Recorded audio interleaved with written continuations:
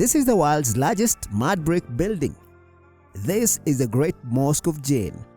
The Great Mosque of Djenné in Mali is among the most outstanding buildings in the world. The mosque, which is considered one of the greatest creations of the Sahelian architecture, was entirely built from mud, making it the world's largest mud brick building. In fact, the whole town of Djenné is made up of houses built from mud architecture since the 14th century. The building process involves drying clay bricks in the oven to harden and make them heat resistant.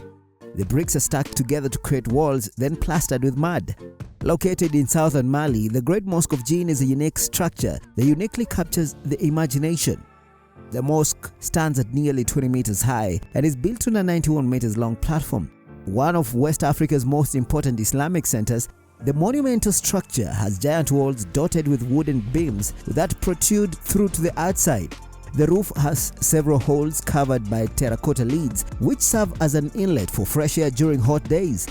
At the top of the pillars are conical towers capped with ostrich eggs, a symbol of fertility and purity. The Great Mosque of Djenné is one of the most unique religious buildings in the world. It was first built in the 13th century, and along with the old towns of Djenné, the Great Mosque of Djenné was designated a UNESCO World Heritage Site in 1988. According to legend, the Great Mosque was built in the 13th century by King Koikomboro, the 26th ruler of Djenné and the city's first Muslim king. The Great Mosque became a center of cultural life and religion, particularly in Islam, with thousands of students studying the Quran. Over time, more towers and surrounding buildings were added to the Malian mosque. By the 6th century, half of Djenné's population could fit inside the mosque complex. Sekou Ahmadu, a Fulani Muslim leader in West Africa, conquered Djenné in 1819 and ordered it to be demolished. According to a French explorer, Rinkaili, who visited Djenné in 1827, the abandoned mosque had fallen into despair.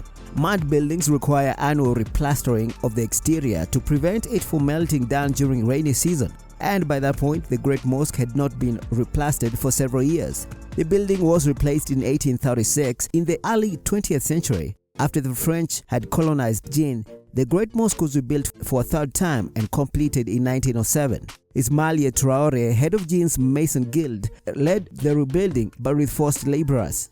The walls of the Great Mosque comprise of sand-baked mud bricks called ferre and sand and dirt-based mortar.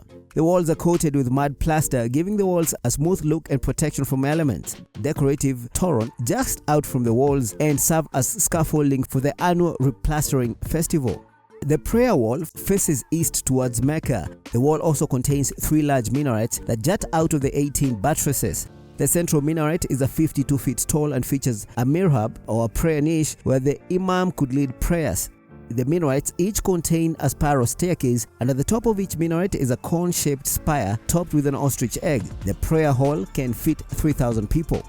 During the annual festival of replastering the mosque, the entire city contributes to the replastering. The men of the community usually take up the task of mixing the construction material, as in the past, musicians would entertain them during the labors, while women provided water for the mixture.